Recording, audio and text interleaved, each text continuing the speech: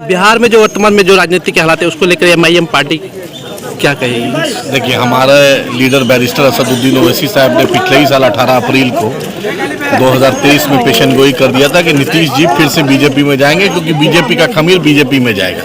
पूरे बिहार में आरएसएस को, बीजेपी को, बजरंग दल को, विश्व हिंदू परिषद को अगर किसी ने बढ़ाया उसका नाम नीतीश कुमार है। गुजरात जल रहा था 2002 में, नीतीश जी भाजपा में थे, भाजपा के साथ थे।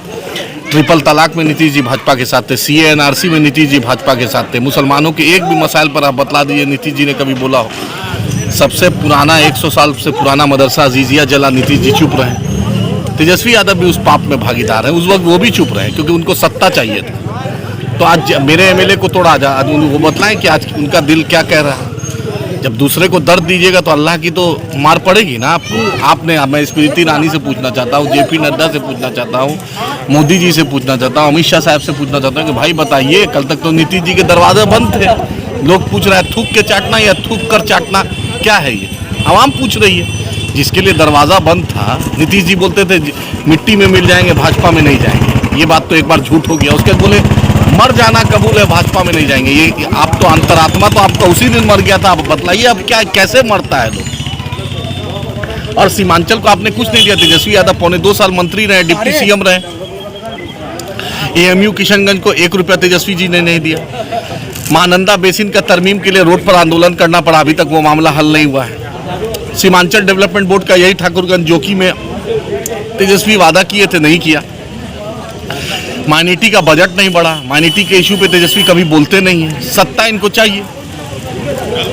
और इस पाप में नीतीश जी को पलटू राम कहने से पहले भाजपा भी उतनी ही पलटू राम है, राजद भी उतना ही है। फिर अभी राजद 5 दिन बाद अगर नीतीश जी जाएंगे फिर राजद उनको ऐसे ही करेंगे, क्योंकि लालू परिवार को सत्ता चाहिए, भाजपा को सिद्धांत नहीं है। भाजपा के पास किसी तरह सत्ता होना चाहिए। महबूबा मुफ्ती के साथ उसने सरकार बनाई, जिस महबूबा मुफ्ती को गाली देते थे। एनसीपी को नेशनल करप्ट पार्टी कहते थे, एनसीपी के साथ भाजपा सरकार बनाई। हेमंता बिस्वासा को चीफ मिनिस्टर बनाई, जिसको अमित शाह सुबह पानी पी के गाली देते थे। अजीत पवार को देते थे, नारायण राणे को देते थे। जो भी भ्रष्टाचारी आप बतला दीजिए, भाजपा के वॉशिंग मशीन में घुसता है और धुल के आ जाता है। सर, आप लगातार सीमांचल में कैंपेन कर रहे हैं। सीमांचल की जनता से आपकी पार्टी की क्या अपील है? हमारी यही सीमांचल के आवाम से अपील है कि आज सन ऑफ मल्ला राजनीति कर रहे हैं, सन ऑफ कुशवाहा कर रहे हैं, सन ऑफ पासवान कर रहे हैं, सन ऑफ यादव कर रहे हैं, तो सन ऑफ सीमांचल को भी हक है, सन ऑफ मुसलमान को भी हक है, सन ऑफ मजलूम को भी हक है। हम भी चाहते हैं सीमांचल की एक बेबाक क़यादत हो। आप कल तक टिकट के लिए लोग दिल्ली में दरबारी करते थे, पटना में दरबारी करते थे।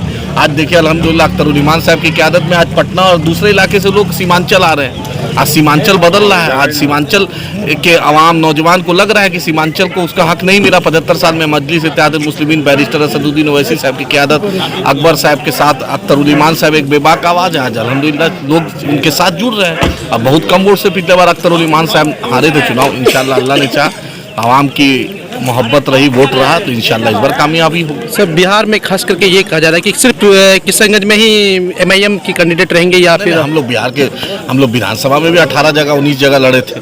मगध में लड़े थे, शाहाबाद में लड़े थे, मिथिलांचल में लड़े थे। इस बार भी लड़ेंगे, क्योंकि अख्तरुल ईमान साहब रियासती सदर हैं और दूसरी जगह का सर्वे हो रहा है। अख्तरुल ईमान साहब के लिए बैरिस्टर साहब ने लब्बैक कह दिया है और बहुत नज़दीक वोट से हारे थे। पूरे बिहार में सबसे ज़्यादा वोट से अख्तरुल ईमान साहब असेंबली जीते हैं, इसलिए यहाँ का वो मामला है। दूसरी जगह भी इंशाल्लाह मगध हो, मिथिलांचल हो, हम लड़ेंगे अल्लाह ने चाहा। क्या सर, अररिया, किशनगंज, कटिहार में भी क्या एमआईएम का कोई? 100% वहाँ से बहुत है, लोग चाह रहे हैं और वहाँ की यूनिट भी चाह रही है, क्योंकि मुसलमानों के और सीमांचल के मुद्दे पर कोई नहीं बोलता है।